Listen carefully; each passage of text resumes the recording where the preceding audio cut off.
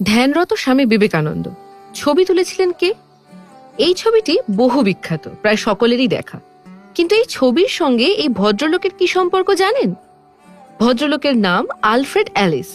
1800-র মাঝামাঝি লন্ডনের বেকার স্ট্রিটের বাড়িতে তিনি খুলেছিলেন ছোটখাটো এক স্টুডিও। ফটোগ্রাফিতে তাঁর বেশ নামডাক। Oscar Wilde, Sir Henry Irving, Mary লয়েডের মতো প্রভাবশালী ব্যক্তিত্বের ছবি তুলেছেন তিনি। একদিন ডাক পেলেন মিস এমেলাইন সুটারের কাছ থেকে।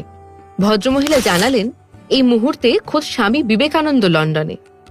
স্বদেশে ফেরার আগে তাঁর কিছু ফটোগ্রাফ তুলতে হবে। মিস সুটারের আবেদনে ফটো তোলাতে রাজি হয়েছিলেন স্বামী বিবেকানন্দ। অ্যালিস এই গুরুদায়িত্বে সাগ্রহে সায় দিলেন। তোলা হলো স্বামীজির প্রায় 12টি ছবি, যার মধ্যে কয়েকটি পূর্ণ দৈর্ঘ্যের। এই সিরিজেই রয়েছে অতি পরিচিত ধ্যানরত ছবিটিও। সূত্র জানাচ্ছে সেই দিন মায়া ও বিভ্রম প্রসঙ্গে শ্রোতাদের সামনে বক্তব্য রাখছিলেন স্বামীজি।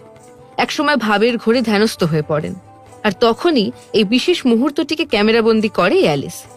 যদিও এমন ঘটনার বাস্তব ভিত্তি নিয়ে রয়েছে সংশয়, তবে এই ছবি যে অ্যালিসের হাতেই তোলা তার